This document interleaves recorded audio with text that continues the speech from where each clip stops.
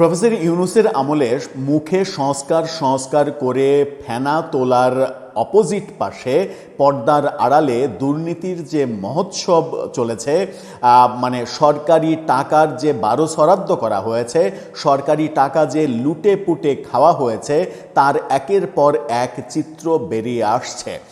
দুদিন আগেই professor ইউনূসের meticulous আইন উপদেষ্টার বিরুদ্ধে 100 কোটি টাকা দুর্নীতির অভিযোগ দেয়া হয়েছে দুদকে তদন্তের জন্য। এবার জানা গেল সংসদে কিভাবে কোটি কোটি টাকা মেরে খাওয়া হয়েছে।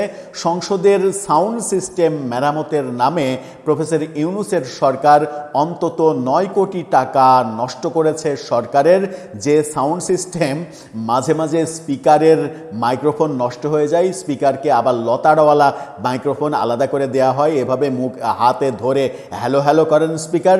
কখনো কখনো বিভিন্ন সংসদ সদস্যদের মাইক্রোফোন অফ হয়ে যায়, মাঝে মাঝে অন হয়, মাঝে মাঝে অফ হয়।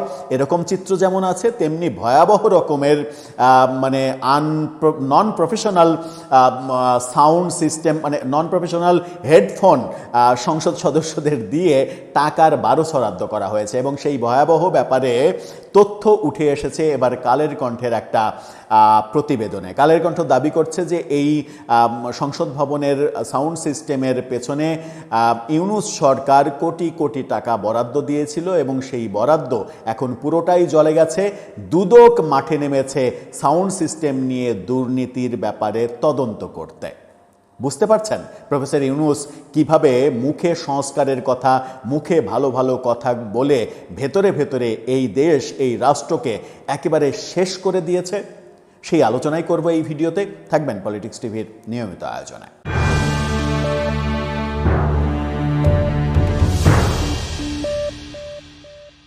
দর্শক, বলছিলাম সংসদ ভবনের সাউন্ড সিস্টেম নিয়ে প্রফেসর ইউনূসের মেটিকুলাস দুর্নীতির কথা, এবং সেই তথ্য ফাঁস করেছে দৈনিক কালের কণ্ঠ। কালের কণ্ঠের শিরোনামটা দেখে নিন।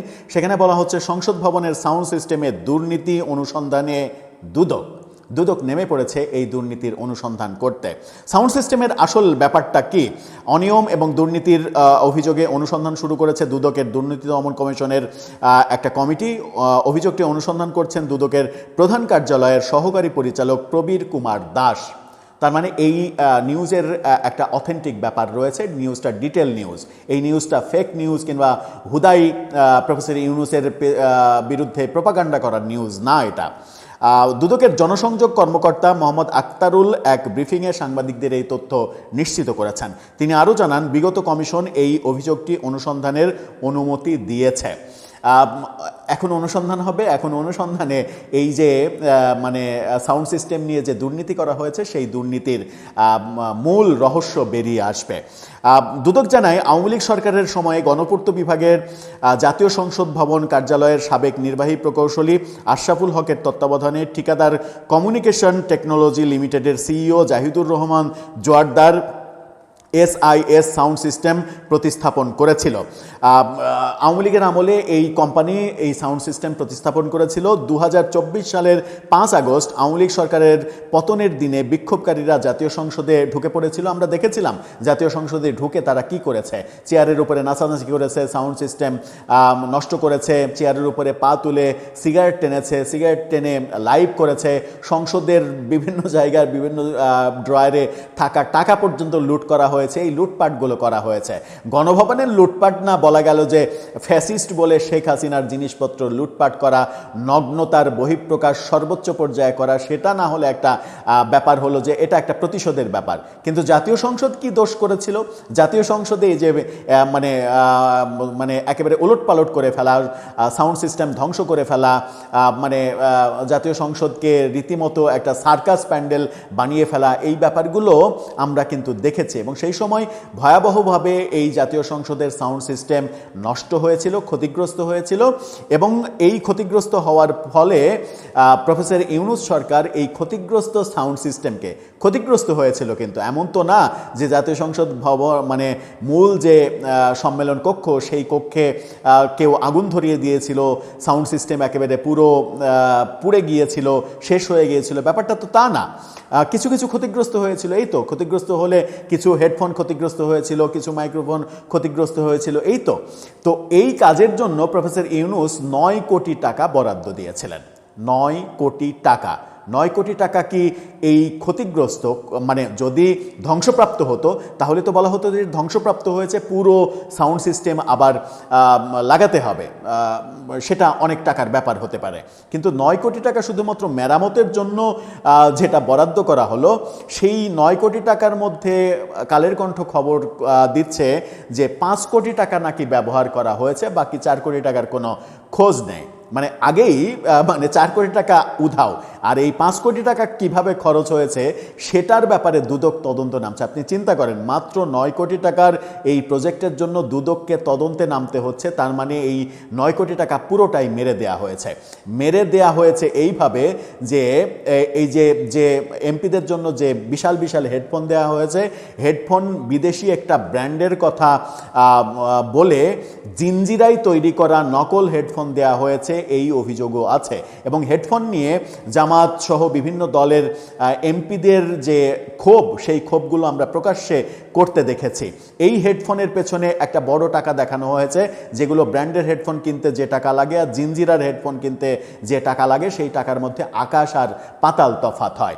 এছাড়া কিছু ক্ষতিগ্রস্ত মাইক্রোফোন ঠিক করার কথা। মূল সাউন্ড সিস্টেম কিন্তু যদি জাতীয় সংসদের পুরো সাউন্ড সিস্টেম যদি ঠিক করতে হতো তাহলে কিন্তু 9 কোটি টাকা মাত্র বরাদ্দ দেয়া হতো না। এই মাত্র 9 কোটি টাকা লুটে পুটে খাওয়ার যে দৃশ্য, এরা আবার শেখ হাসিনা সরকারকে দুর্নীতিবাজ বলছে, ফ্যাসিস্ট বলছে, ওর পাচার করা টাকা ফিরিয়ে আনার কথা বলছে, বহু গাল গল্প শুনিয়েছে।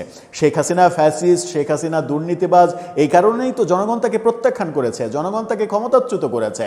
তো ক্ষমতাচ্যুত করে জনগণ আমরা কাদেরকে পেলাম? প্রফেসর ইউনূসের এই মেটিকুলাস সরকারকে, যারা মাত্র জাতীয় সংসদে মাত্র 9 কোটি টাকার সাউন্ড সিস্টেমের টাকাটাও মেরে দিচ্ছে। এ কারা? জুলাই জাদুঘর বানানোর জন্য 110 কোটি টাকা বরাদ্দ দেওয়া হয়েছে। মেটিকুলাস মোস্তফা সরোয়ার ফারুকীর এই প্রজেক্টে নিজের আত্মীয় স্বজন পরিবারের লোকজনকে ঢুকিয়ে কাজ করবার এবং টাকা পয়সার বারোদ ছড়াদ্দ করার অভিযোগ অনেক দিন থেকে শুনছে।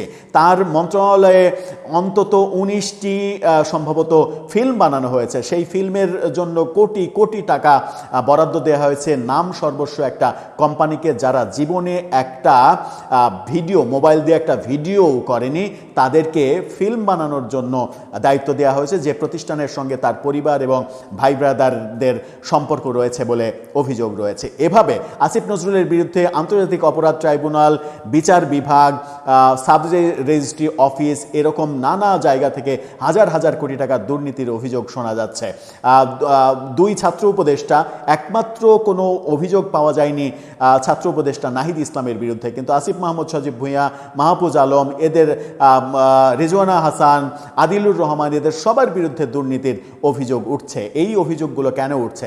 দুর্নীতির সমস্ত ইতিহাস বাদ দেন, শুধুমাত্র একটা বলি, স্বাস্থ্য মন্ত্রণালয়, নূরজাহান বেগম কি করেছেন স্বাস্থ্য মন্ত্রণালয়টাকে, সেগুলো তো আমরা জানি। দুর্নীতির সব কথা বাদ, প্রফেসর ইউনূস একা নিজের জন্য রাষ্ট্রের কাছ থেকে যা কিছু নিয়েছেন, হাজার হাজার কোটি টাকার সুবিধা, কর মওকুফ, এগুলো যেগুলো নিয়েছেন, সেগুলোকে আপনি কিভাবে সংজ্ঞায়িত করবেন?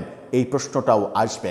দর্শক, দুদক এই তদন্তে নামলে যাদের এর পেছনে অপরাধ প্রমাণিত হবে তাদের কি বিচারের আওতায় আনা হবে? বর্তমান সরকার কি তাদের বিচারের আওতায় আনবে?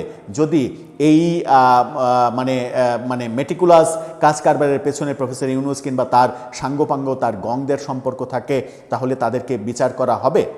প্রশ্নটা থেকেই যায়। দর্শক, আপনার মতামত জানিয়ে লিখতে পারেন আমাদের কমেন্ট বক্সে।